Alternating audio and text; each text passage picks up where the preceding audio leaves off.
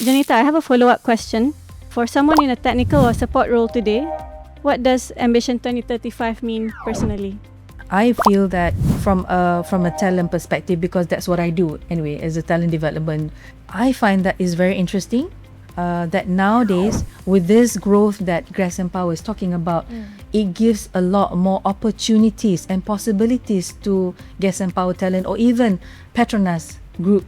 This is an opportunity where we talk about job enrichment, people going through maybe secondment, projects assignment, even to be able to be given opportunities beyond whatever that they have currently, So again, this is also something to do related to be on the job.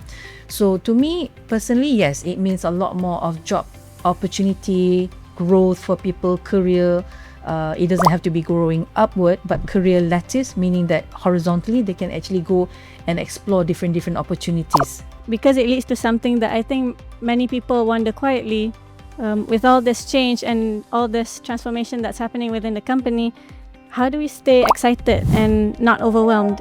And I open this up to the whole panel. How do we stay excited and not be overwhelmed? What do you think, June? To me, if I relate to myself, there must be a reason why I wake up every day in the morning to come to work.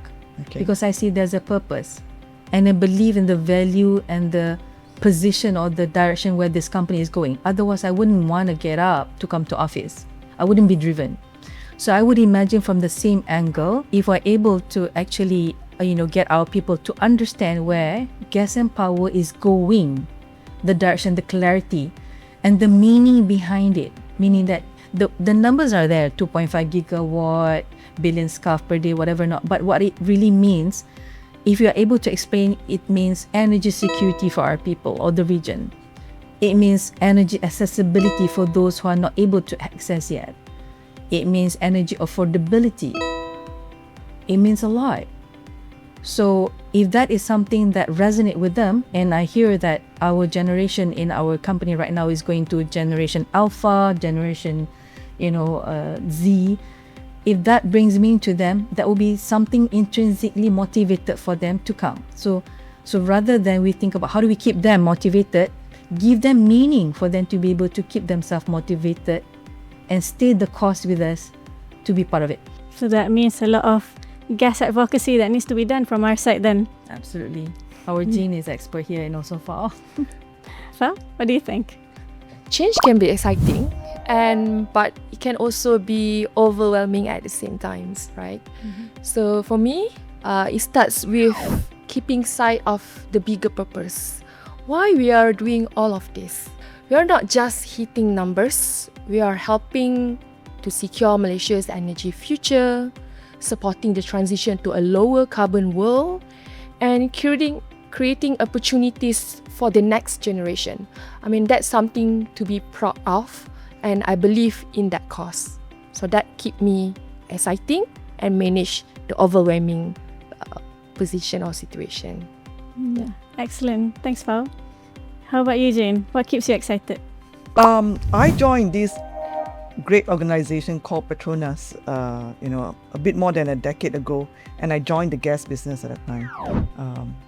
Gas is the love of my life, and I've always thought that without gas, there will be no access to electricity for a lot of people.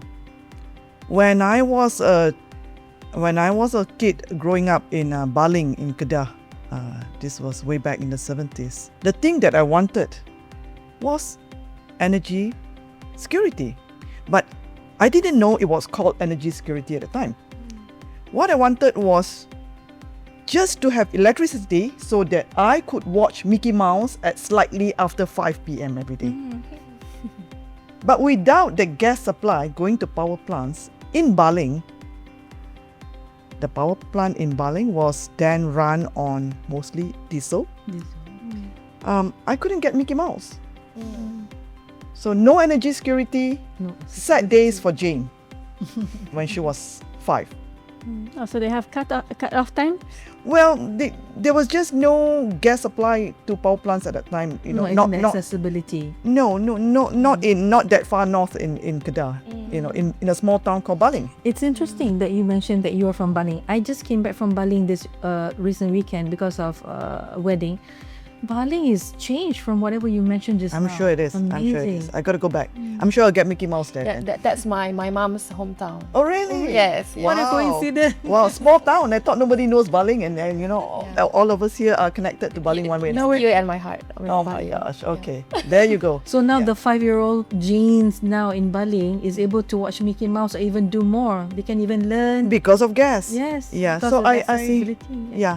So you know, about 40% of gas is used in the power sector, in power plants. So you know, we must remember how important gas is. Gas ensures people having their lights on, yeah, and their ability to cook when they want to, and Mickey Mouse at 5 o'clock. And hopefully gas will be able to assist countries to achieve 100% electrification rate across all states. Yeah, and to be able to also erase those villain image. Now we're talking about energy provider, gas as a clean power, that our children also see that this is a company that helps to build our future. Thank you, ladies. So before we wrap up, let's do something a little bit different. I'd like each of you to come up with a news headline of where do you see Petronas Gas and Power will be by 2035. Okay, all right. Let's start with you, Fang. All right.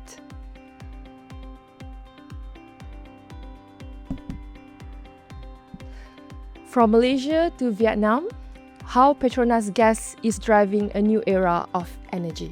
Wow, that's a big headline.